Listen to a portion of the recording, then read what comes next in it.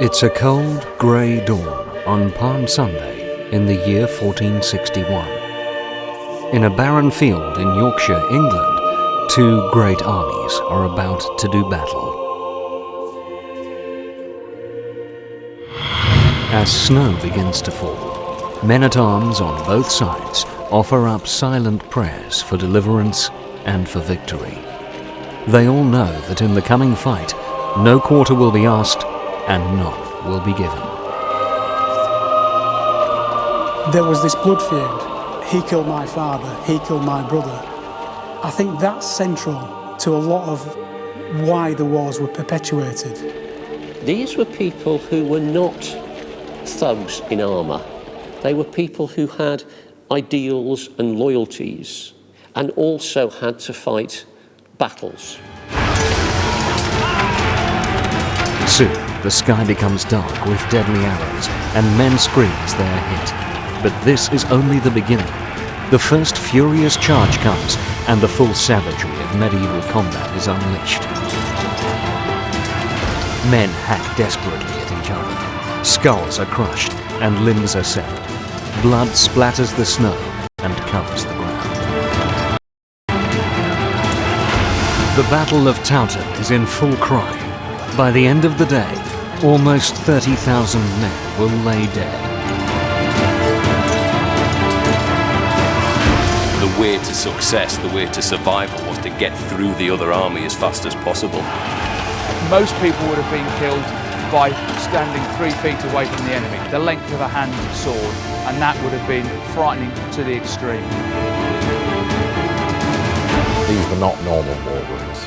They had been overkilled, and it's clear from these injuries that there was an element of viciousness.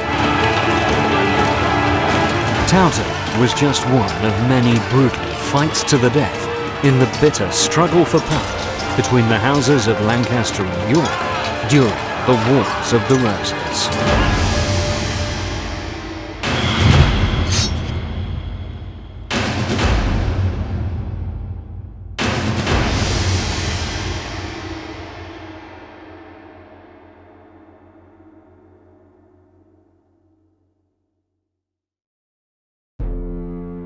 The phrase, "the Wars of the Roses," is taken from the emblems that were adopted by the two opposing sides, the red rose of the House of Lancaster and the white rose of the House of York. Decades of ill feeling between the two sides finally boiled over into full-scale war during the middle years of the 15th century.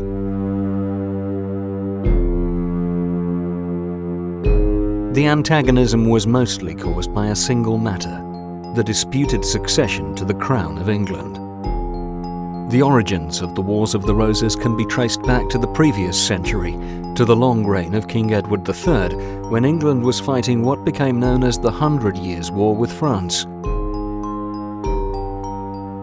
Edward was a powerful and successful monarch who fathered 7 sons, 5 of whom lived to become adults.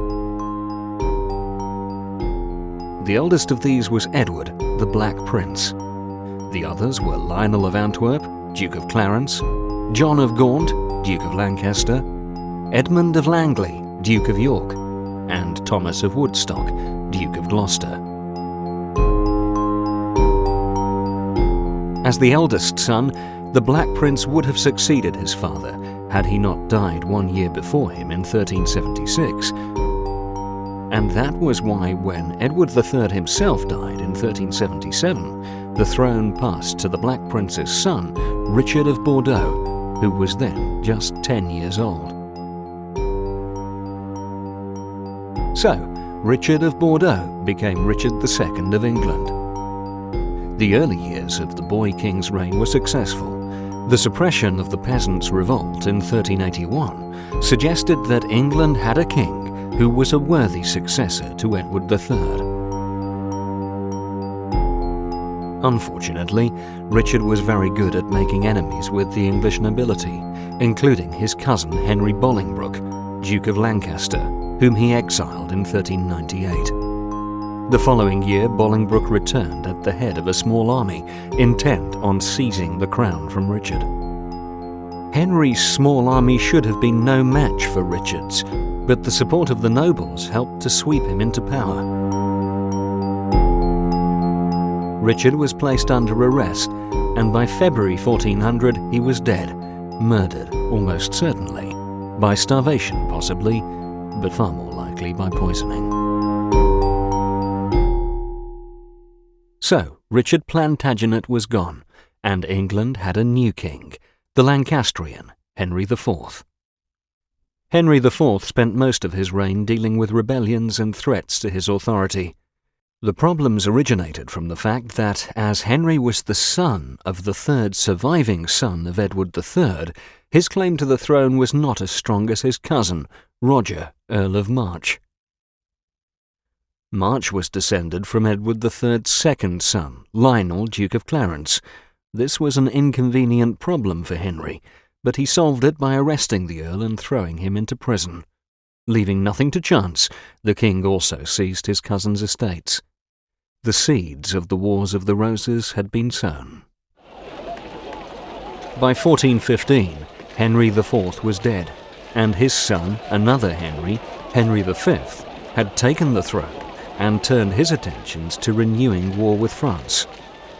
Henry was determined to achieve the dynastic ambitions of his great-grandfather, Edward II, and add the crown of France to that of England. In Henry V's eyes, France was England and should have been England because France was ruled by petty kings.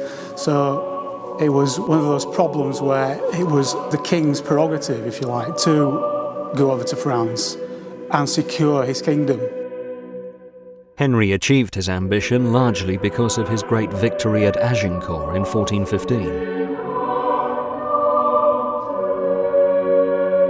This famous battle paved the way to a short but brilliant military career that left Henry as the regent and heir of France.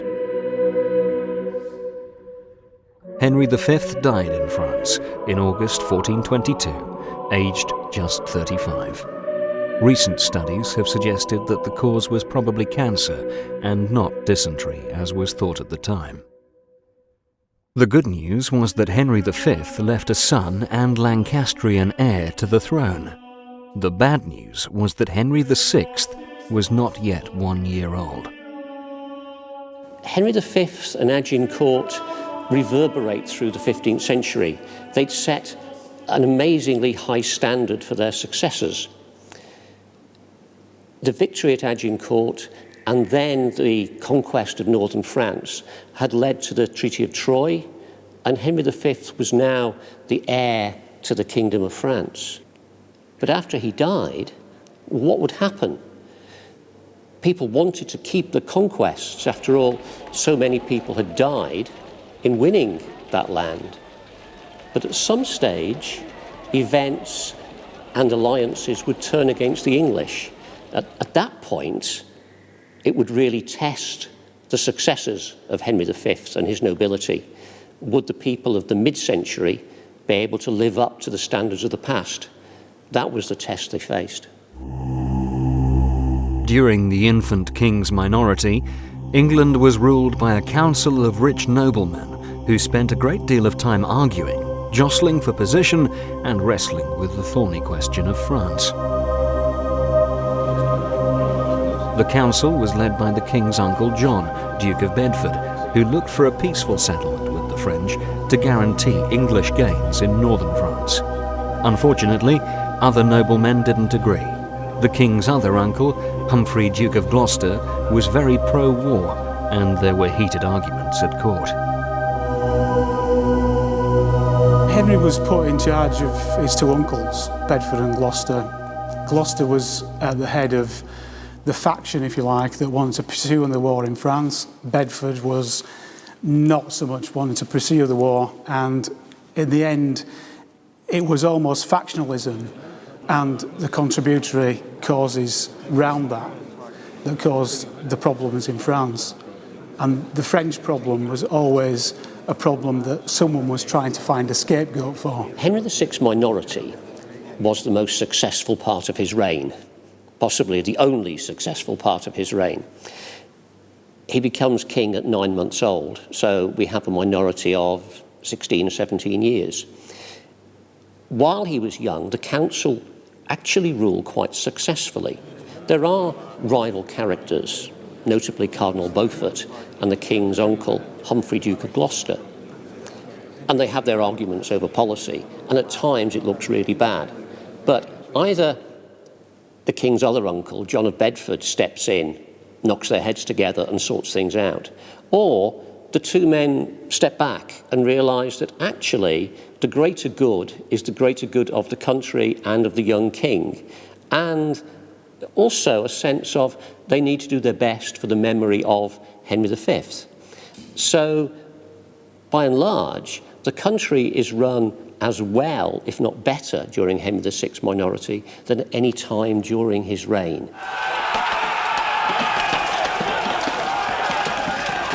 With no powerful unifying figure in command of her army, England's position in France quickly worsened. It didn't help matters when a French army, inspired by an extraordinary peasant girl called Joan of Arc, defeated the English and had the Dauphin crowned at Reims in 1429. The only answer was to pour further resources and manpower into a big defensive effort in France. Over the next few years, fighting a rearguard action would cost a great deal of money and bring very little reward. France is a wonderful burden, I think you could put it like that. And it felt important for the empire that the English had built up in France to be retained. And after all, Henry VI is the only king in English history who has been crowned king of both England and France. So people wanted to retain his twin kingdoms, but to retain a kingdom against the aggression of the French as it developed required a huge commitment of men and money at a time when England didn't have a standing army and it wasn't used to raising taxes on a regular basis. So that was a huge burden. In 1432, John, Duke of Bedford, died. For the next 5 years, the minority council carried on, governing as they all quarrelled and fell out with each other. An illegitimate branch of the royal family, the Beauforts, became prominent members of the council and became confidants of the young king. As Henry VI grew older, the Beauforts strengthened their position at court. Humphrey, Duke of Gloucester, was not a happy man. Henry VI finally assumed power in 1437. He was a religious, scholarly man, but he was weak, a poor administrator, financially incompetent, and had little feel for court politics. No king could have been less suited to his age. Under Henry, the nation's bulging coffers were drained as a host of hangers-on and royal favourites were given titles and lands. Edmund Beaufort, later the Duke of Somerset, and William de la Pole, Earl of Suffolk, were among the ambitious nobles who were promoted rapidly by Henry. The established noblemen of England found the creation of so many new lords, each with their own retinue of retainers, very worrying, and it was no great surprise that they were all soon arguing over land and property rights. Henry VI was quite simply a disastrous king. A king was expected to be decisive, to take decisions. How should we defend Normandy against a French attack? How should I deal with a nobleman who's causing trouble? It requires a decision maker. And Henry was not a decision maker. He may not have been a simpleton, but he seems to have been a cipher, somebody who really played no part in politics whatsoever, leaving a vast vacuum at the centre of government. When he was in his minority, he should have been a little bit more like his father was. Henry V was the typical sort of medieval knight, goes into battle, takes all his men across to France, beats the French, gives them a good kicking and comes back home. Henry VI was the total opposite, and unfortunately his nobles ruled him. And that was not to say that Henry was being manipulated, because he was quite vindictive, was Henry, apart from being quite pious and had a lot of other qualities which were good in a king, but not a medieval king. A medieval king had to bring all his power together, control his nobles, in the extreme, take them abroad and beat the French in that instance. And if he could do that, then he could control his nobles. Henry couldn't do that. It used to be thought that the nobility of the 40s simply took advantage of this, and people like the Earl of Suffolk stepped in, put their arm around Henry's shoulder and systematically looted him of money and offices. It's total selfishness. Recent research has changed that picture very considerably. What now appears to have been the case is that people like Suffolk in the 40s and Somerset in the early 50s were actually trying to fill the vacuum, that the nobility came together, working together to fill the space left by Henry. Yes, they did well out of it, but actually they were putting the country's interests and the king's interests first by trying to support him, to cover up this absence of leadership. And it couldn't last, because the way the system worked, you needed a king.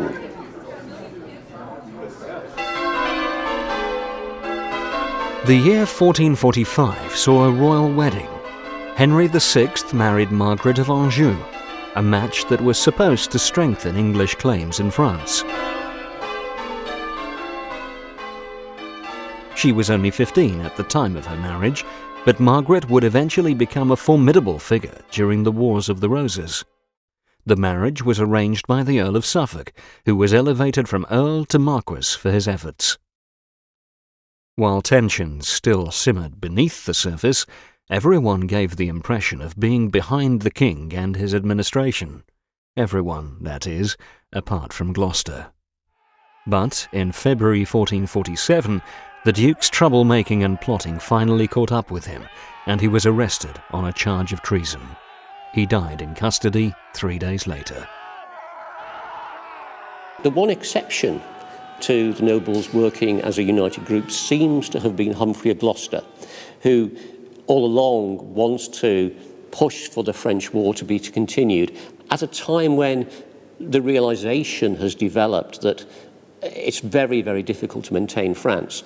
And we shouldn't see the people who supported that line as defeatists, because Suffolk had a long military career. He'd been held prisoner for quite a time in France. Somerset had a successful military career until 1450. These weren't defeatists who'd never seen a battlefield. I think they had come to realise that the English position there was becoming close to undefendable. But Gloucester's always wanting to be back there fighting, although actually it was a long time since he'd actually set foot in France. So his death in 1447 led to a lot of rumours that perhaps he'd certainly been arrested, led to the rumours that he'd been murdered, but there is no evidence that that was the case. Less than 2 months after Gloucester's death, his old foe, Cardinal Beaufort, also followed him to the grave. These two deaths made the Earl of Suffolk the main power behind the throne.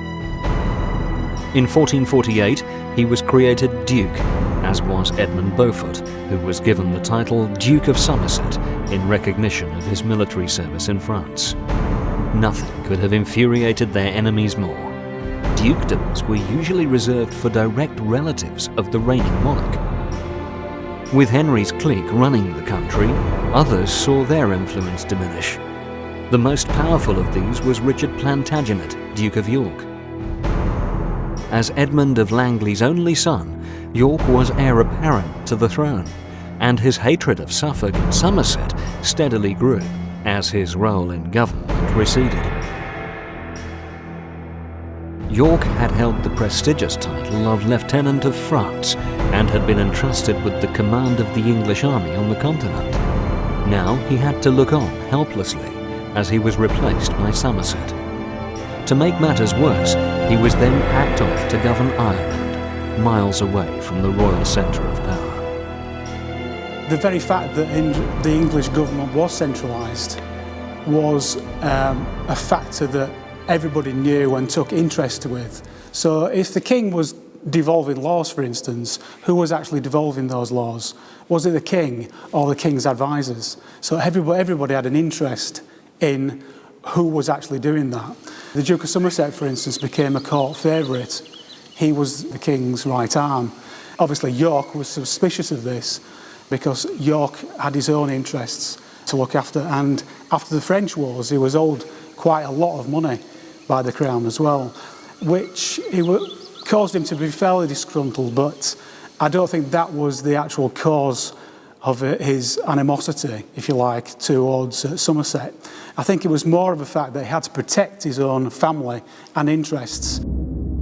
It's possible that York was concerned that Somerset was a dynastic rival in terms of an alternative heir to the throne, although in practice Somerset did not have as good a claim as York. Yes, Edmund Beaufort, Duke of Somerset, had royal blood, but the Beauforts were an illegitimate line from Edward III. It's doubtful that Somerset ever really took seriously the possibility that he could be king. It's far more likely for Somerset that he was very keen to support Henry VI.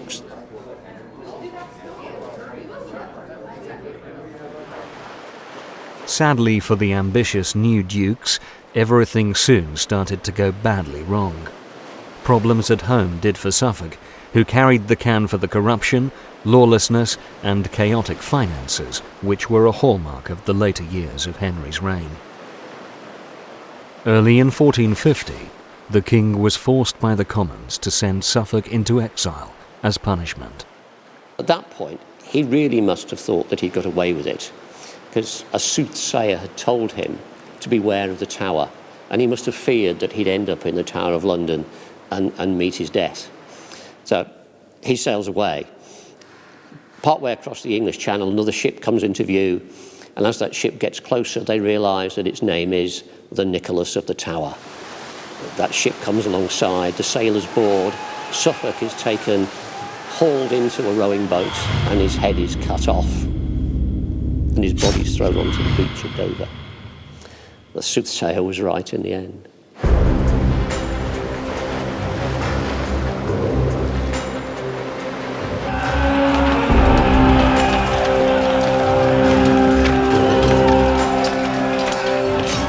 With Suffolk dead, the king's other favourite, Somerset, was in a very difficult position.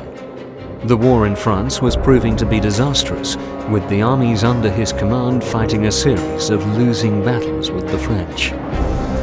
By the summer of 1450, the bulk of English possessions in northern France were back in French hands. With a weak monarch in charge, and with wild rumours circulating that the French were planning to invade the Kent coast, the situation was bad enough to spark a full-scale popular revolt led by Jack Cade.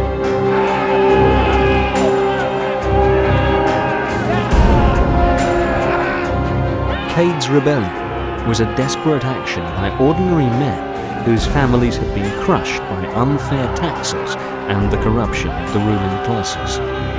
The rebels issued a list of grievances against the king's government and demanded that the Duke of York be recalled from Ireland to replace the king's corrupt advisers.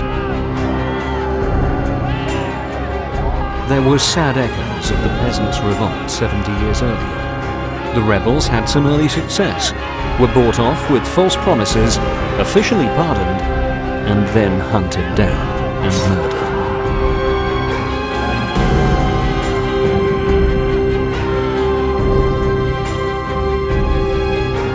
Cade himself fled to Heathfield, a small village in the county of Sussex, where he was eventually cornered by the king's troops and killed. His head ended up on a spike on London Bridge. Popular discontent, if you like, was brewing throughout the period and had done previous to that as well, in the Peasants' Revolt, for instance. But in the 1450s, there was a lot of discontent in Kent. Kent was quite a rebellious county. Cade's rebellion doesn't come out of nowhere. The problems in England in 1449 had led to a lot of protest. Everything was going wrong in France. there was a growth of disorder around the country. There were economic problems. There were problems in the wool and cloth trade that was leading to higher prices, lower wages, unemployment. There was widespread discontent over a number of areas. And Cade's rebellion in the summer of 1450 starts off peacefully. And the people involved, they're not rustic yokels. These are the leaders of village communities, the constables, people with authority. And they head for London to protest. And their demands are written down carefully. They're submitted to the nobility. But then it goes wrong. Violence gets underway. London begins to be looted. Lord Say and others are bloodily executed and their bodies dragged around London. It takes the Londoners themselves to throw Cade's rebels out. Where was the king? Well, they couldn't have expected defence from Henry VI. He was in the Midlands, probably being hidden by his nobility away from trouble because he wasn't the man to sort it out. I think what Cade's rebellion shows us is that England at this point needs decisive leadership. The question is, where's it going to come from? Jack Cade was looking to put the Duke of York back in his rightful position. That was quite a reasonable assumption for everyone to make, that York was the person that should make a difference to a king who couldn't rule properly. And Jack Cade was out to prove that.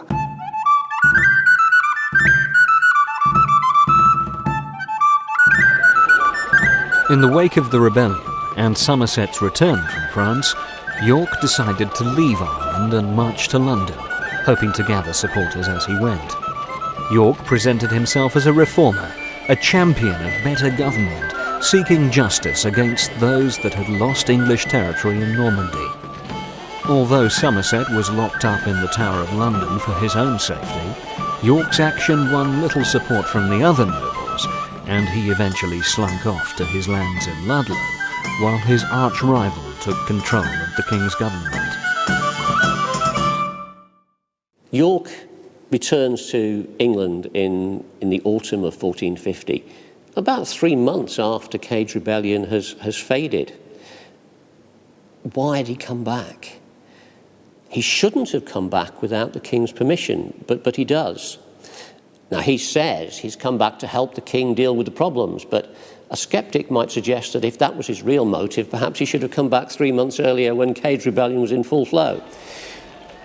His personal motive seems to have been to ensure his own position, perhaps to become the king's chief counsellor instead of Somerset. Now, Somerset was now back in England from Normandy. York knew this. He probably didn't want his rival to get a step ahead of him. So York returns, and he campaigns, in effect, to head the council and to push Somerset aside. But he does it in perhaps a ham-fisted way. He's certainly associated, right or wrong in people's eyes, with Cade's rebellion because the rebels had bandied his name about as somebody who could put things right. So the nobility seem to have not really trusted York. He makes his attempt, but he doesn't succeed. Somerset is in position as the king's chief counsellor, and Somerset and York, having come back, then really is a political outcast. The nobility, as they had done in the 40s, group themselves around the king and around Somerset. They offer a united front, including the Nevilles, who later become York's allies. So York is really isolated, and it's going to take something quite dramatic to change that. With the ineffective Henry as king, the Lancastrian administration was still weak. Nobles looking after their own interests began to openly flout his authority. Private wars started between noble families who were determined to settle their differences by the sword. One of these was in the north, where the Percys, based here at Warkworth Castle in Northumberland, and the Nevilles, two of the largest and most powerful families in the kingdom, came to blows. England was a kingdom, and the Scottish border was right down to Berwick in those days, and the Marcher Lords were put in charge of the border, And these were either a Neville or a Percy. Always had been like that in the late medieval period. The Nevilles were the ones that were after the power in the marriage market, for instance. They could marry their people off into families, then they obviously devolved more power from the king. The Percys were always regarded as the kings of the north, right back to Hotspur's days. But the fact was that their lands were so closely conjoined together, then it was inevitable that these two great families would have problems when it came to looking after the border for the king. The Percys had been the dominant family in the 14th century, but their power had failed at the turn of the century when they rebelled against Henry IV. The Nevilles had risen. But despite that, for the first half of the 15th century, the two families had stayed on reasonable terms. Things went wrong at the end of the 40s. There seems to have been problems on a military expedition to Scotland. The Percys felt that they'd been let down by the Nevilles. One of the members of the Percy family were captured. They blamed the Nevilles for this. So it's a late outburst, but very rapidly goes downhill. While the senior members of the family look on, the younger sons seem to have the freedom to raid each other's lands. Now, this is where a strong king should have stepped in and dealt with the problem. But there was no strong king. Orders came from London telling them to behave, but nobody expected there to be any firm action behind that. So they just carried on. In the year 1453, there was happier news. Queen Margaret fell pregnant. Unfortunately, the glad tidings were overshadowed by news of the king's complete mental breakdown. Perhaps it was the English army's loss of Bordeaux which tipped him over the edge. Calais was now the only remaining English territory in France. This defeat was enough to officially end the 100 Years' War.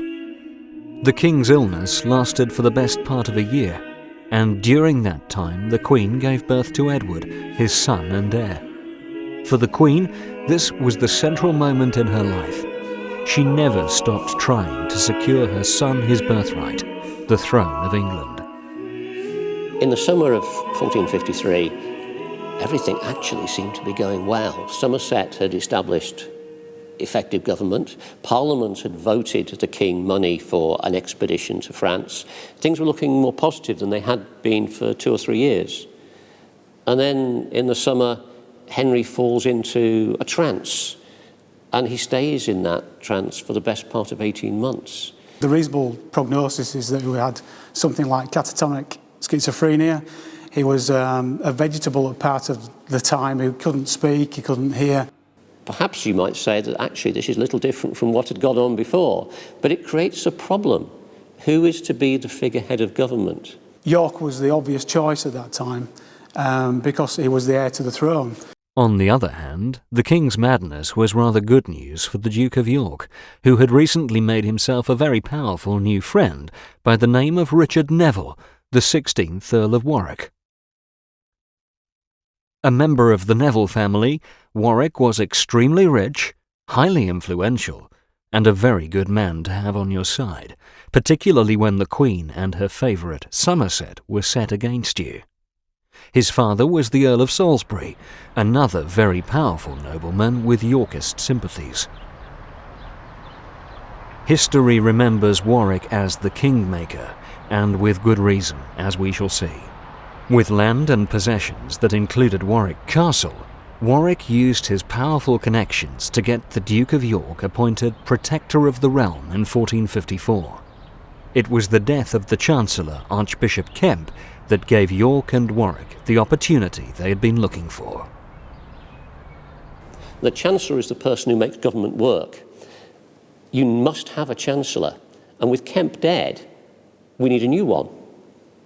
And the person who appoints the new Chancellor is the King or the figurehead. And suddenly there's nobody to appoint a new Chancellor. Therefore, England needs somebody to stand in the King's place. It needs a protector. And that position goes to York, largely because by now he's got the support of the Nevilles. Now, the Nevilles had been on the King's and Somerset side 2 years earlier, but they've swapped. And the reason they've swapped sides is, A, because Richard Neville, Earl of Warwick, the son, had a quarrel that developed between him and Somerset over land in Glamorgan. It was a family inheritance. Both had a claim to the land, but Warwick's desire to keep his lands in Glamorgan separates him from Somerset and the court. He looks around for somebody who might be able to support him. Who is there? Well, York is the possibility if York has power. So the Nevilles are keen to push York into power to help them against Somerset. With Warwick and Salisbury's support, York busied himself trying to sort out the nation's calamitous finances. The Queen was not asked for her opinion on the matter, while the slippery Somerset, still smarting from the military disaster in France, suddenly found himself detained in the Tower of London. English history might have looked very different indeed had Henry VI not suddenly recovered his sanity on Christmas Day 1454. It would probably have been better for all if he hadn't, because his recovery made civil war all but inevitable. Although he was well enough to resume power, Henry soon came under pressure again from his scheming Lancastrian favourites.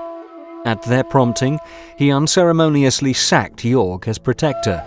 Worse still, Somerset, the black heart of the Lancastrian side, was released from the Tower to resume his intriguing and politicking. When Henry's son was born, it made a lot of difference because obviously that made York and Somerset on a par. The fact that York, when he became protector, put Somerset in the Tower of London and got rid of him and installed a Yorkist government was probably the main reason why there should be a volte-face after that, when Somerset was released, when Henry became sane again, and then Henry decided that York would have to be removed. And so the status quo, if you like, was re-established. If you look at this from Somerset's point of view, he's now back in power, but he must think, well, what happens if the king falls ill again? Will I be back in prison or worse? York must be thinking, I'm now an outcast. What's going to happen to me? Both presumably thinking about what the other might do, worried whether the other one might attack them. And it's Somerset who takes action. He calls a great council for May, and York and the Nevilles aren't invited. They clearly fear they're going to be charged with treason, and they summon their forces. And this time, they're not going to take political action. They've decided that they're going to take action by force if necessary. York, Warwick and Salisbury returned to their estates and began to raise armies and plan a challenge to the king's authority. They realized that the only way to get the better of the king and his rotten advisors was by military force. The first battle of the Wars of the Roses was now just a few short weeks away. It came at St Albans, a town about 20 miles north of London, on May 22nd, 1455. Today, St Albans is a beautiful but busy cathedral city, much visited and admired for its stunning architecture, with a history that stretches back to Roman times. In the mid-15th century, it provided the backdrop for a fairly minor battle, but one that caused major political waves. In fact, at first, neither side seemed that keen to actually fight. The Lancastrian forces, with the King, Henry, and the Duke of Somerset among their number, arrived at St Albans first and took up defensive positions in the town, while outside the town the Yorkist army made camp and waited while talks to avoid a battle took place. Because there was, prior to that, no fighting, no skirmishing apart from in the north with the Percy and the Nevilles.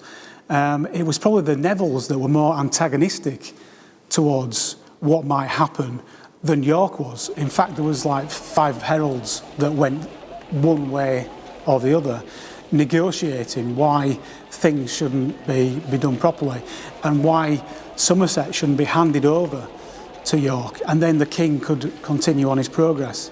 But that wasn't to be. Everything went totally out of hand, and the Yorkists attacked.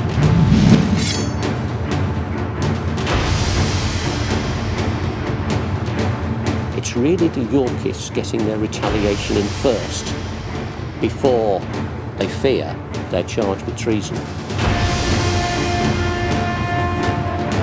It was York who led a full frontal assault through St Albans' narrow streets, but he was beaten back by the determined Lancastrians. While this was going on, Warwick was leading his men through the back lanes and gardens of an undefended part of the town. Suddenly, they burst into St Albans Market Square, catching the Lancastrian troops completely by surprise. In the close quarter fighting which followed, men fought hard with both swords and axes. There was no time for fancy swordplay. It was a case of killing the enemy by whichever means. Stuart Ivinson and Dean Davidson of the European Historical Combat Guild explained. These kind of slashing actions are not going to work against our opponent. The cuts won't deliver the damage that we need to. So on occasions, a man-at-arms may go into a half-sword technique.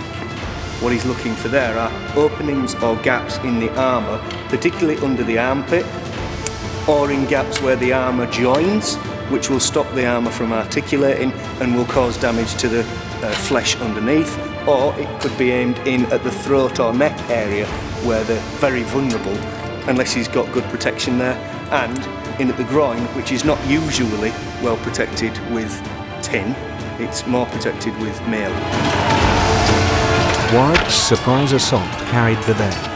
For the Lancastrians, there was no time to fight back. Warwick's men attacked without mercy and routed them.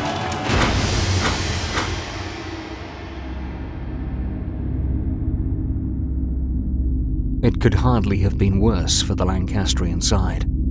Beneath the site of the Castle Inn, the Duke of Somerset himself, who, it is said, had dreamed he would die within sight of a castle, was caught by the Yorkist army and hacked to death. To complete a total victory for York and Warwick, King Henry himself was captured. Abandoned by his servants, he had apparently suffered another of the mental breakdowns that had plagued him throughout his life. Meanwhile, those Lancastrians lucky enough to have escaped the slaughter simply fled the town.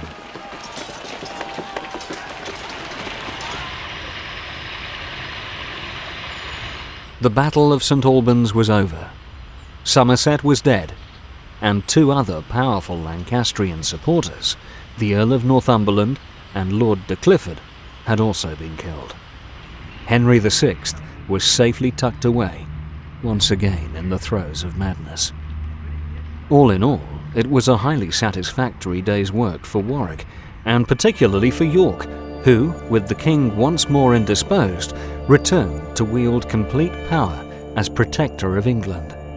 With her army beaten and her husband mad, Queen Margaret was forced once more to watch balefully from the sidelines. The fact that the Nevilles were there meant that some of the Percys were going to get killed at some point, and that's exactly what happened. But it was more like an extension to what happened in the north, because they'd been warring in the north for a few years before that, although there was only really one real battle. But St Albans gave them the opportunity to actually cause something to happen and to cause bloodshed on quite a wide scale, which they'd never resorted to in the north. On the streets are the dead bodies of Somerset, York's rival, and the Earl of Northumberland, the main rival of the Nevilles. But everybody is shocked because a battle had taken place in the presence of the king. And what was even worse, the king had been wounded with an arrow in the neck. This was a really shocking event amongst people who prided themselves on their loyalty to the crown. St Albans wasn't a battle for the crown. It was a battle between Somerset and York over who was his chief minister. And when it was over and Somerset was dead, York knelt at Henry's feet and pledged his loyalty to the king. It seemed that both sides were given a severe jolt by St Albans. Perhaps nobody had expected their differences to be resolved by any actual fighting. And so there was an uneasy truce, which lasted as long as it took for Henry VI to get well again. That was in February 1456, and the king celebrated his return to health and power by immediately sacking York once more. By now, Queen Margaret was pulling all the strings. She hated the Duke of York, she hated Warwick and the entire Neville family, and she was more determined than ever to secure the throne for her son Edward. It was while they were at Kenilworth Castle in the Midlands of England, far away from the febrile atmosphere at court in London, that she persuaded Henry to dismiss all officials appointed by York and replace them with more suitable pro-Lancastrian courtiers. Not surprisingly, it didn't go down well. Now, Margaret's position was really difficult because a queen in the 15th century was not expected to be a leader. Very much like a Victorian child, a queen was expected to be seen and not heard. Her behaviour had to be very, very carefully pitched. You always find her behind the great decisions, and the king was never there. The king was always elsewhere. But Margaret was right there. She was a very, very forceful woman who was very, very determined to keep her own son in line for the throne. And I think Margaret's objective was to make her son more powerful and more feared by the nobles than Henry was. Because I think probably she saw what it was causing and what divisions it could cause within the nobility. For reasons we don't really understand, Margaret doesn't trust York. She seems to see him as a threat to her husband and son. And the new Duke of Somerset and the new Earl of Northumberland clearly felt that their fathers had been killed at St Albans and they wanted revenge on York and the Nevilles. It's perhaps very surprising that peace lasts 4 years. 4 long years. Both sides, because they distrusted each other, had been building up support, building up armament. There was probably an assassination attempt on Warwick in London. And in 1459, it all explodes again.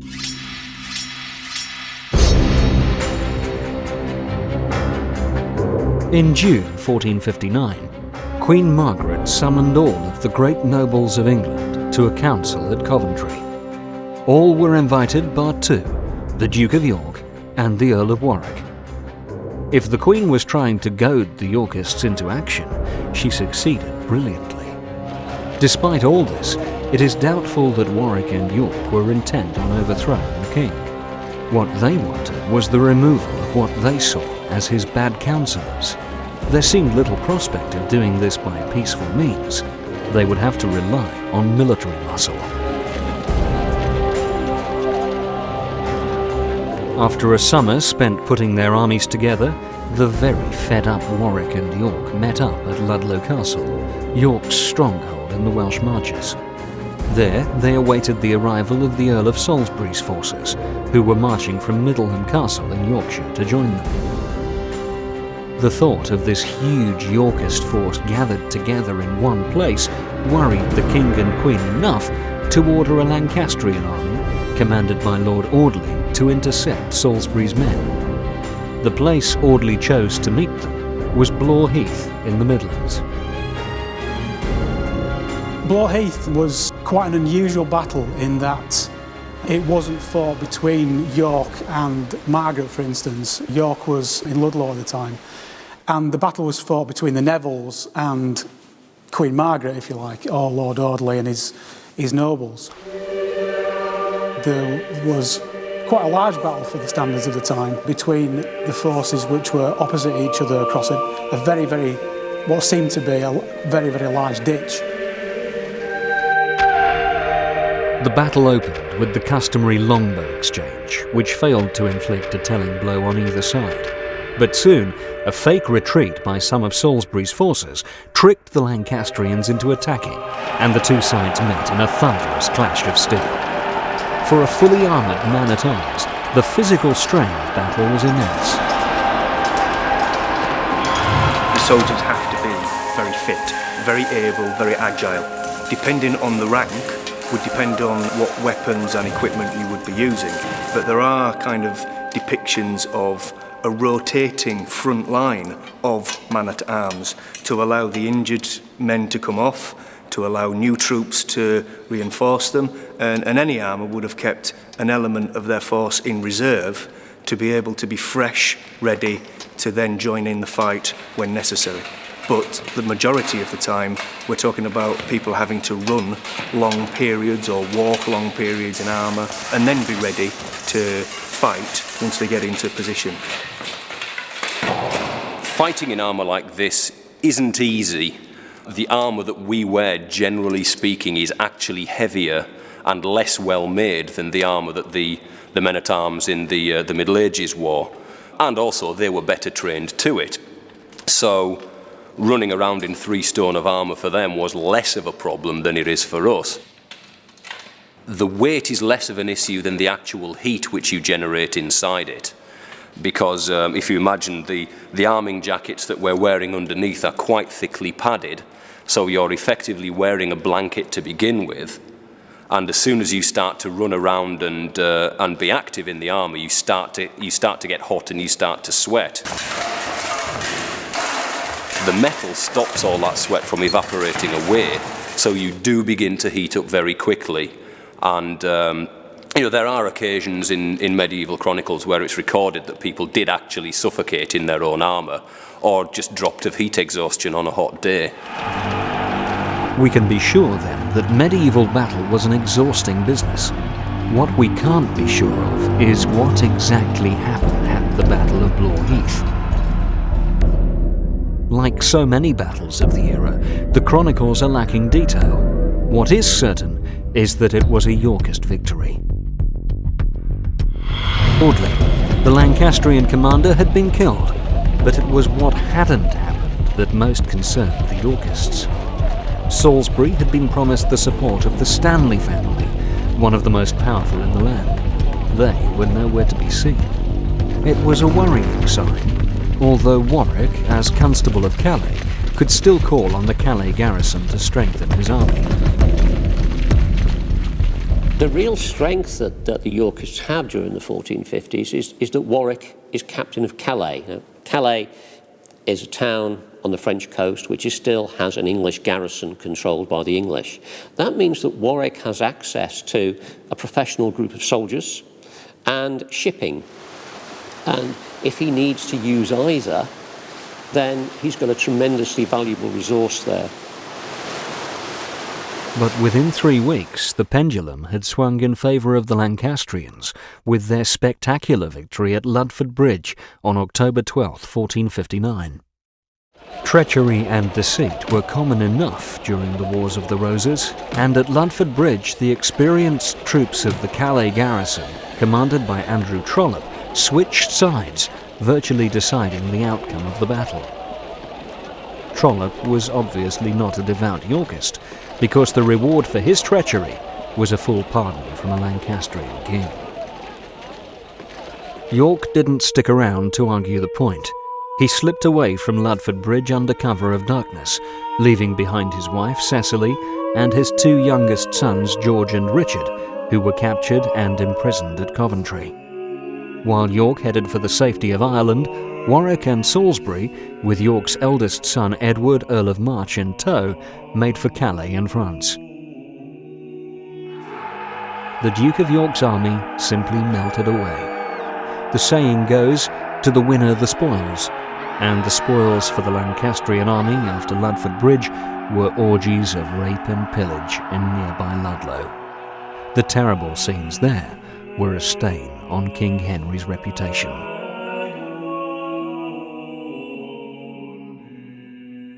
After St Albans and Blore Heath, perhaps even the Lancastrians could not believe the sudden change in their fortunes. Queen Margaret, who effectively ruled England, lost no time in pressing home her advantage. With all her enemies overseas, a Bill of Attainder passed by Parliament in November 1459 confirmed them as traitors and confiscated their lands and titles. It was the most extreme punishment possible, and it raised the stakes in the game even higher. An Act of Attainder, which was an Act of Parliament, was the worst punishment that could be inflicted upon an individual, because it didn't just affect an individual, it affected his family. That Act of Parliament, that Act of Attainder, convicted an individual of treason. This meant that when caught, he would be executed, but it was worse than that. It meant that all his property and land was confiscated to the Crown. So not only was this person convicted of treason, but his family lost all their wealth. So the whole family was disinherited. It was a punishment not just aimed at the individual, but at the family in perpetuity. That's why it was so harsh. And that's actually why it was such a dangerous punishment to inflict. It could finish somebody off, but at the same time, if that person was free, it actually forced him into fighting back. There was no real return, I don't think, for the Yorkists. I mean, they had no alternative but to invade the kingdom as best they could.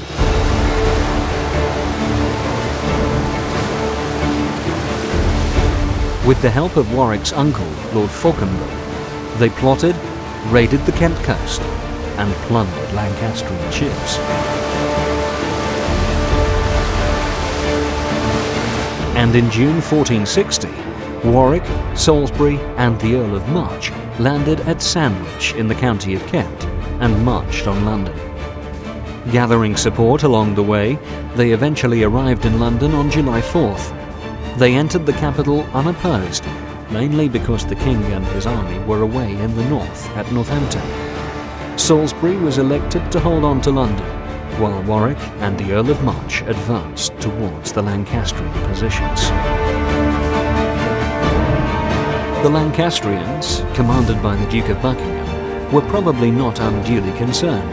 After all, they held a superb defensive position, were well prepared, and had vastly superior artillery.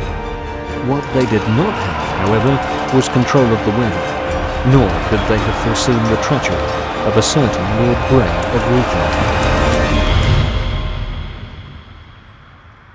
They put a stockade up, we're told, with earthworks at the side of the River Nene, and the Yorkists aimed to attack it. They caused a problem within the ranks of the Lancastrians, in so much as Lord Grey, for instance, he was forced at some point in the battle, we're told, to defect and help the Yorkists over the barricades, which he in fact did, because I think probably at that point the weather had gone against certain things happening within the Lancastrian camp.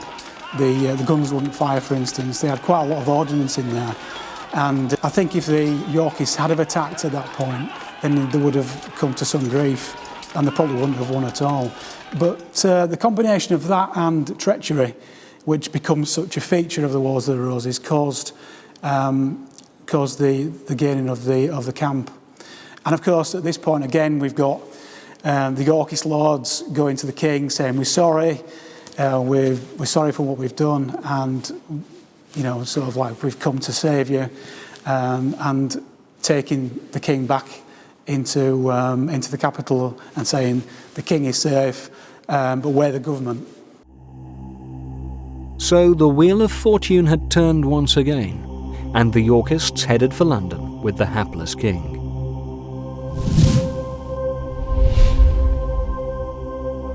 While Warwick assumed control of the government, being careful, naturally, to reward his friends and family with plum jobs, the Duke of York returned to England and made a triumphal march towards London to claim the throne he believed was his by right. However, his reception at Westminster on October 10, 1460, was not as enthusiastic as he would have wished. York arrives at Westminster.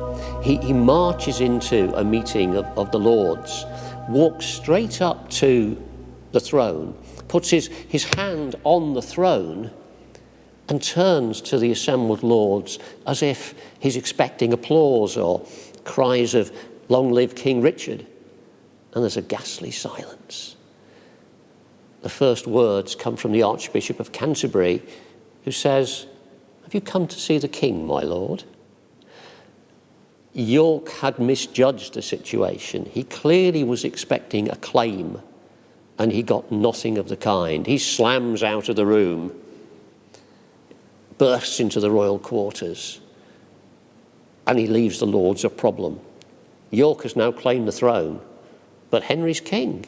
How are they going to deal with it? The English are supposed to have a gift for expediency, especially in political matters. The Act of Accord of October 24, 1460, proved the point. It recognised York as heir to the throne and established him as protector of the realm, but ensured that Henry remained as king. It was a neat solution, the downside of which was that it completely disinherited Edward, Prince of Wales, the King and Queen's own son. York was, at this point, was probably more fearful than any time he was in his reign. Basically, he wanted to secure what he had, and the only way he could secure what he had was to gain some kind of authority, and the greatest authority at that time was the heir to the throne. The Commons, for instance, the nobles and everyone else at that time were under the umbrella, if you like, of the Yorkist government. So everyone seemed to go along with it, including Henry, because Henry was the man, really, that should have said, no, that's not appropriate. You know, that we don't want that. I want my son to reign after me, and you don't want to do that. Let's all pack our bags up, get our men together and go invade France. But, of course, Henry never did that. What this tells us is that the Lords are so desperate for peace that they will seize on any kind of compromise that will give them the chance of peace. And it is a desperate compromise, and it doesn't work. Queen Margaret was beside herself with rage, but, as we have seen, she was not a woman to crumble in the face of setbacks. She worked tirelessly to raise a new Lancastrian army. The Dukes of Somerset and Devon rallied to her side. They were joined by the Earl of Northumberland. It was all worrying enough for York and Salisbury to quickly travel north to the Lancastrian heartlands to face this new threat head-on. They arrived at Sandal Castle near Wakefield, Yorkshire, on December 21st, 1460. But within days, they were under siege by the Lancastrians. The events at Sandal provide English history with a fascinating question. Why, when he could see that his own force was vastly outnumbered by the Lancastrian army, did York decide to leave Sandal Castle to fight on open ground? Exactly what happened at Wakefield is quite simply a mystery. I mean, the trouble with Wakefield is that the few chronicles that tell us about it were written in the south, almost 200 miles away, with no insight into what was going on in the minds of York or Salisbury. We don't know exactly why he was beaten. He seems to have underestimated his enemy. He seems to have been lured out of Sandal Castle. He seems to have been tricked, but quite why we can't be certain. It may have been a professional soldier from Calais, Sir Andrew Trollope, who was prominent in tricking him. It was taunted out of the castle, or made to come out of the confines of the castle to either rescue his foragers, for instance. There was one story that some of the Lancastrians were dressed in Warwick's livery, and York came out to greet them. But either way around, he was killed, and a lot of the nobles were killed with him.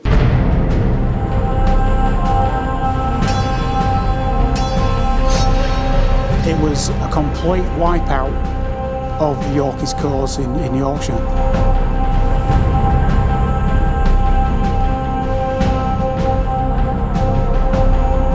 Whatever the reasons, York had made a horrible and very costly mistake. In the vicious fighting that followed, the weapon of choice for the man-at-arms was the mighty poleaxe. When wielded with expert hands, even a suit of armour offered little protection against a truly fearsome weapon. Okay, we've got an example of a poleaxe, a bec de Corban, or that's what it's loosely based on. Each of the poleaxes are slightly different, but tend to consist of a mallet or mallet, a beak at the back, we've got a dag at the top, and right the way down at the bottom we've got the queue. It would equally be as spiked as the top. Effectively, the poleaxe is used in many different ways, but constitutes what we may refer to as a medieval tin opener. The idea being that it penetrates sections of armour, or the mallet section is used to stop the armour from articulating.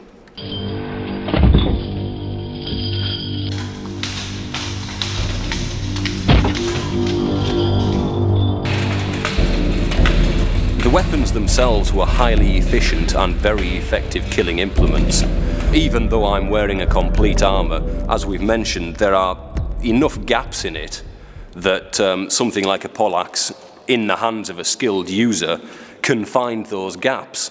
Even if the person wielding a weapon such as this wasn't actually aiming to hit the gaps in my armour, and if you imagine taking the mallet round the side of the head, even in a helmet, it's going to at least stun me. The shockwave might even fracture my skull despite the protection and the padding I'm wearing. Similarly, receiving a blow to the shoulder could fracture the bones underneath, even if it doesn't damage the armour. But the armour itself can be bent and buckled out of shape, which then prevents my joints from working properly, prevents me from working properly, and then makes me a very vulnerable target. The other thing to think about is the way the armour is actually constructed. It's held together with a combination of leather straps and points which hold it in position. The points are these laces which you can see coming through the holes. Now, another technique which soldiers can use is either by intention or by good fortune, sever some of these straps and laces, and you find portions of the armour begin to dislodge and begin to fall away. So after a while of fighting, you might find that your armour was actually slipping or beginning to drop off, again making you more vulnerable. So it's never an easy thing, you know, to actually fight. And these weapons were definitely up to the job. The Battle of Wakefield claimed more than 2,000 Yorkist lives. To cap a glorious victory, Warwick the Kingmaker's father, the Earl of Salisbury, then 60 years old, and York's 17-year-old second son, Edmund, Earl of Rutland, were captured and executed.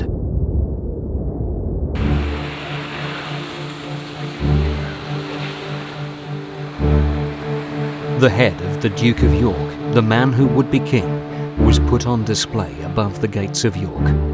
To reinforce the message to all those who looked upon the grisly remains, a paper crown was placed upon it. The severed heads of Salisbury and Rutland completed the gruesome scene. Queen Margaret had had her revenge. We've got another blood feud which is starting. For instance, Edward is in Wales, knows that his father's been killed. Warwick knows his father's been killed. We've got new Somerset, new Northumberland, their fathers have been killed. And I think the perpetuation of the Wars of the Roses has got a lot to do with the blood feuding aspects of the wars, because there were so many issues at that stage. It had gone past York, because York was dead. It had gone past a York-Somerset feud. It was more about a dynastic change than anything else, and Edward was quite willing to make that dynastic change. Wakefield appeared to be a disaster. York was dead, Salisbury was dead. But in practice, it was only the beginning of Yorkist success, because York's death, strange though it may sound, was actually the best thing that could have happened for the Yorkists. Because York had spent 10 years saying, I am not a rival for the throne. I don't want the throne. Henry is king. He'd spent 10 years declaring his loyalty, and then, after the Battle of Northampton, he turned round and said, "I am rightful king." So either he'd been lying or he'd been fooling people. Why should anybody trust him? Now he was dead, and he was replaced by his eldest son, Edward. Young, attractive, vibrant, and he was going to be a good soldier. He was going to be a much better leader than York could ever have been.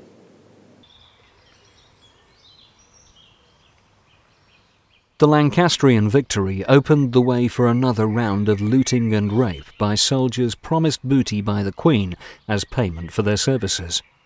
Churches and chapels were plundered. Priests and clergymen who resisted were murdered where they stood.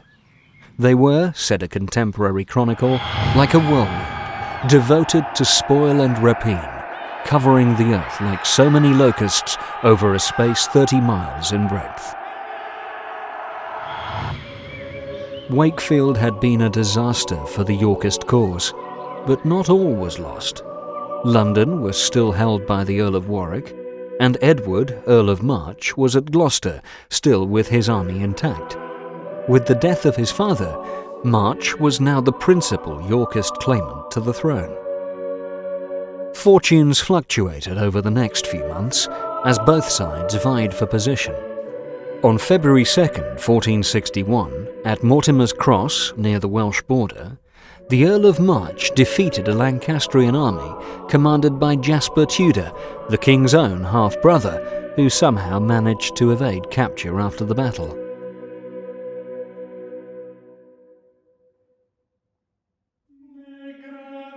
The victory was a welcome relief to the Yorkists after the disaster at Wakefield. On the morning of the battle, it is said 3 suns apparently appeared in the sky, which was interpreted as a sign of divine providence by the Yorkists.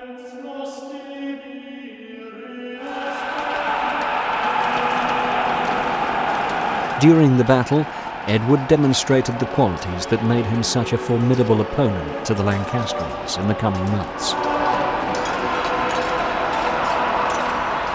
Mortimer's Cross tells us 2 things. Firstly, God was on Edward's side. At least that's what Edward said. The 3 suns shining in the sky on the morning of Mortimer's Cross. A clear sign that Edward was the chosen one. He could use that, and he did use it very effectively as propaganda. Mortimer's Cross was a very theatrical event, and you can imagine that if 3 suns appears in the heavens, what you might say today, you might say, well, that's parahelion. And we know that is. We know that that's ice crystals reflecting in the atmosphere. But in those days, obviously not a lot of people had seen a parahelion before. Edward changed this right round, and it became heraldic symbolism. It became the Father, the Son and Holy Ghost who were with them. God was with them against the Welshmen, for instance. That was the tack that Edward used, I think, at Mortimer's Cross. It showed that he was a good soldier, both strategically, and he was a man who led from the front, who could inspire from the front. And England hadn't had somebody like this for decades. Edward was 19 about at the time, and he was 6'3", we're told. He was a typical medieval warrior. He liked fighting, an athletic type, in full armour, and in full black armour, which he used to wear. He was quite a formidable character. And he gained a lot of support at that time. I think that was quite important. That again, the respect, for instance, of the captains like Herbert, Hastings, Falkenberg, for instance, who was 60 at that time, and knew the potential, I think, of a king like this. But Yorkist joy at their victory at Mortimer's Cross was short-lived. It was overshadowed by events at St Albans, where 6 years previously the Yorkists had celebrated a great victory. This time, the outcome of the battle fought on February 17th was very different. The Second Battle of St Albans, coming within a couple of months of Wakefield, was another Yorkist disaster. York had been killed at Wakefield, and now Warwick had been beaten. Warwick was the man of fame. He was the man who people expected to be successful, and he'd been beaten, largely because of failures of generalship. The Yorkists had built themselves an effective defensive position, but then Warwick seems to have tried to move his army to another position, thinking that the Lancastrian army was some distance away, and they weren't. They took him by surprise. The Yorkists were caught out in the open. They didn't have their forces in a defensive array, and they disintegrated. The leaders fled. Warwick headed for the Midlands, heading towards Edward. It really was a disaster. Wakefield and St Albans together made it really look as if the Yorkist cause was over, and London had been left open to Margaret and the Lancastrians. The people of London had heard all about the terrible events after the Lancastrian victories at Ludford Bridge and Wakefield. They were not about to risk a repeat in the capital. When the victorious King and Queen arrived at the gates of the city, they were refused entry. The Queen even sent her army far away into Kent to calm the fears of the people. It made no difference. Henry and Margaret were still denied entry to their own capital city. So, while the King and Queen sloped away from London, and the Lancastrian army headed for York, Edward, Earl of March, arrived in the city at the end of February 1461 and was given a hero's welcome. Edward and the Yorkists sensed that their time had come at last. This unexpected opportunity, despite the terrible defeat at St Albans, simply had to be taken. So it was that Warwick the Kingmaker proclaimed that Henry VI was no longer king. He would be replaced by the Earl of March, who would reign as Edward IV. The announcement was made by the Bishop of Salisbury, who, by happy chance, just happened to be Warwick's brother. Aged just 19, Edward was crowned king on March 4th, 1461. The chronicles suggest that Edward was seen as a new beginning, somebody who could change the situation, could put an end to this conflict that had been taking place. And a very different man, this young, vigorous soldier, utterly different from Henry VI, the kind of king that England needed. And he was proclaimed king. But of course this now meant that there were two people wearing the crown, Edward and Henry. So there was going to be a showdown. There had to be a climactic final battle which decided which of them was to keep the crown. When it came, that battle took place on a freezing day near a small village in the county of Yorkshire. 80,000 men went into battle that day, and both sides resolved that no quarter would be given. There was slaughter on an almost unimaginable scale. This was the Battle of Towton. Towton was quite a unique battle. It was a battle where the two powers of equal recruitment came together. Two commissions of array, for instance, were enacted, where the king in the north would basically enact his commissions of array in the north and would gather a large army round him with the nobles of the north, and the south with Edward and Warwick with equal powers of commission could gather another army which was of equal size. It's quite a unique event. Never again was that possible, and I think at the time and the amount of men that were embroiled in the conflict at Towton is quite an interesting thing to remember with regard to how many men fought there, how many died. Was it as bloody as it was made out to be? And why commentators afterwards said that this was a very, very major event.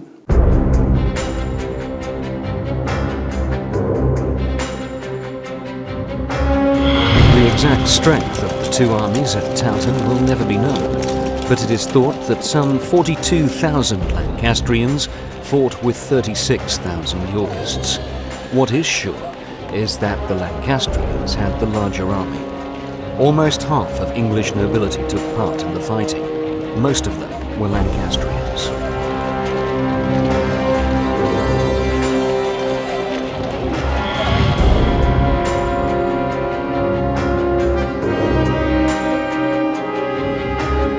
So we're actually now on the side of Saxton Field.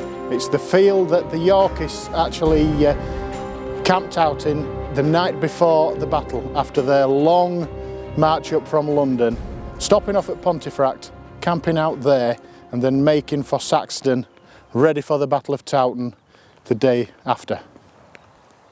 From their starting point from Saxton Field, the Yorkists literally do have an uphill struggle.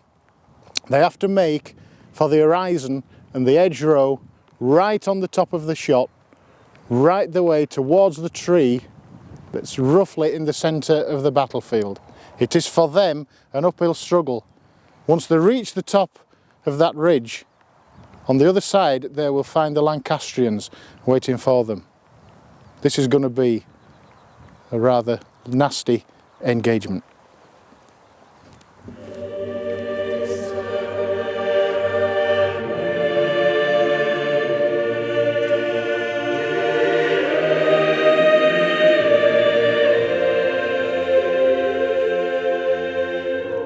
It was a bitingly cold day, with a strong, bitter wind and lots of snow showers. The Lancastrians held the better position, but the weather gods had decided to even up the fight. The gusting wind was coming from directly behind the Yorkist army, blowing snow directly into the faces of the Lancastrian archers. The strength of the wind gave the Yorkists greater range, and they fired a series of deadly volleys into the Lancastrian troops.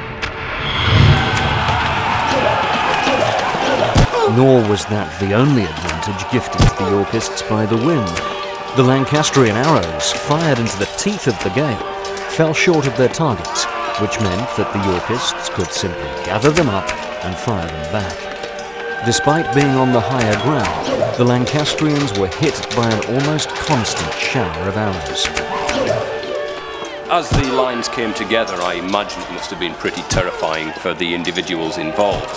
As the arrows were falling on your armour, you would hear them thunking into the ground around you, or possibly skipping off your helmet and shoulders. If you were unlucky, one of them might find a gap or a weak spot in the armour and penetrate, in which case obviously you've got the pain of the injury to deal with. The actual sky turns black. You can't see a thing. The sun's blocked out with the amount of arrows that are coming down, so you could have been well into the hundreds of thousands of arrows. I imagine all you could do would be to take heart from the fact your comrades were around you, and as you closed the lines, the adrenaline would kick in and you'd probably stop thinking about the fear and just think about getting on with the job. The way to success, the way to survival, was to get through the other army as fast as possible. And I imagine that was all that was really in their minds as they began to fight. Eventually, many Lancastrians could stand it no longer and began to advance towards the Yorkist positions. Now there was the nightmare of medieval close-quarter fighting. It would have been sort of hand-to-hand combat, to be wrestled to the ground, then from exhaustion and sheer bodies strewn all over the place, they would have been fighting and pulling bodies away, fighting through the bodies. Then they would have pulled back, taken a rest. As soon as they pulled back, fresh troops come in, continue the hand-to-hand combat, so it would have been in spurts of around about 10 to 15 minutes.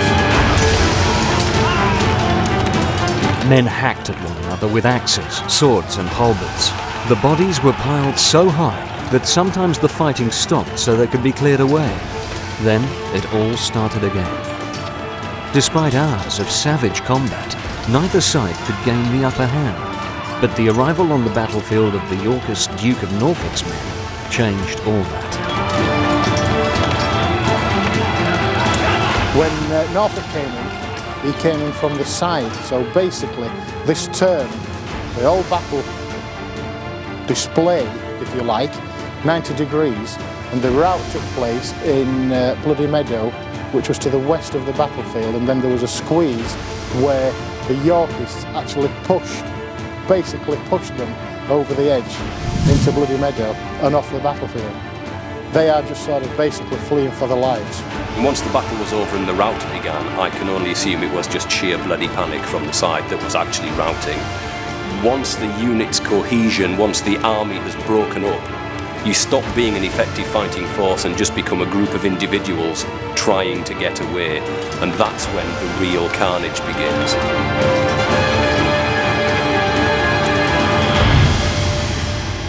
There was more terrible bloodshed as the Lancastrians were forced towards the freezing, swirling waters of the Cock Beck. Bridges buckled and broke under the sheer weight of fleeing soldiers, sending many to an icy doom. Those prevented from crossing by the sheer numbers on the riverbank were caught by the Yorkists and slaughtered. Once they were down in that expanse of freezing water, they were just targets for archers on the hill, for light cavalrymen galloping up and down, picking them off one after the other. It must just have been a scene of the unimaginable slaughter. But it is said that the Cock Beck actually ran red with the blood for many days afterwards.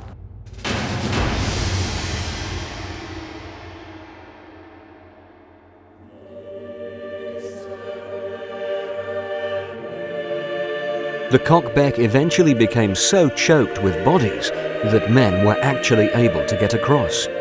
There were scenes of horror from Towton to Tadcaster as mutilated Lancastrian bodies were strewn in fields and woods. The Yorkists simply killed as many as they could. No quarter had been promised, and none was given.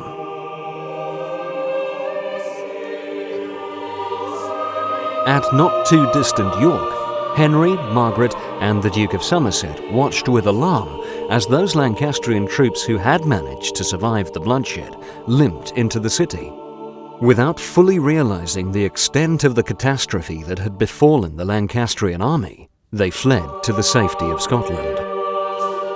At this great distance, no one can be completely sure of the number of men who lost their lives fighting at Towton, but it was the largest, bloodiest battle ever fought in England.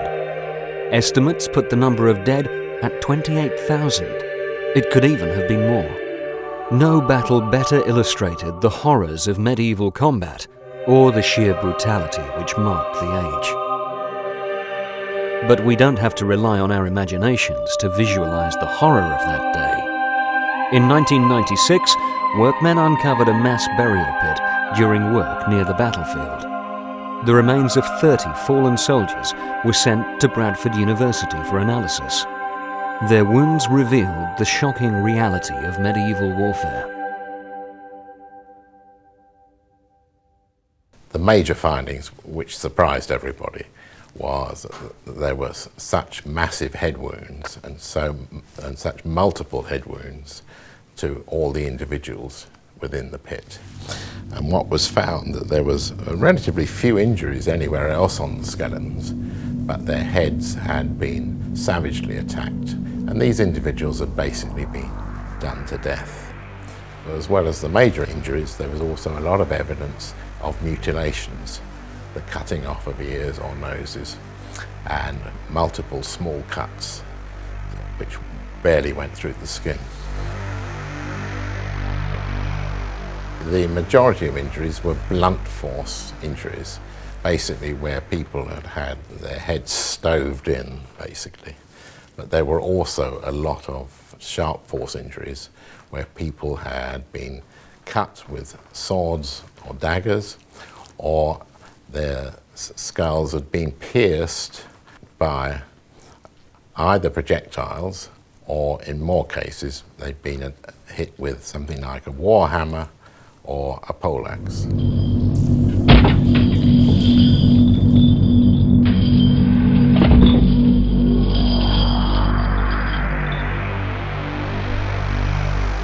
This is Towton 25. This was a young man in his mid-20s. And why I wanted to show you this is to show you a particularly nasty injury that he'd received, amongst others. And what this shows is this is his upper jaw on the left-hand side. And this shows very clearly that he was cut across here. These were not normal war wounds. They had been overkilled, and there were many more injuries to their heads than would be necessary, either to fell them or to kill them. It's clear from these injuries that there was an element of viciousness. And the other thing that confirms this is that the majority of the injuries were from the front or from the side, so that the person being attacked would have known full well what was happening to them.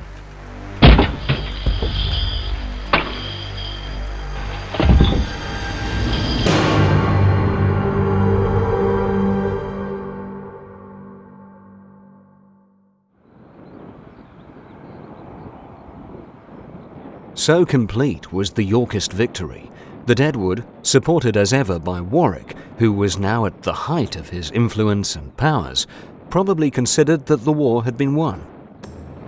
The new king, who was a tall man with an impressive physique and genial character, cut a very different figure to the ineffectual, weak Henry VI. But it was Warwick, the man who had made him king, who continued to pull the strings.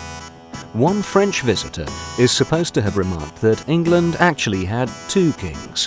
One is Warwick, and there is another whose name escapes me.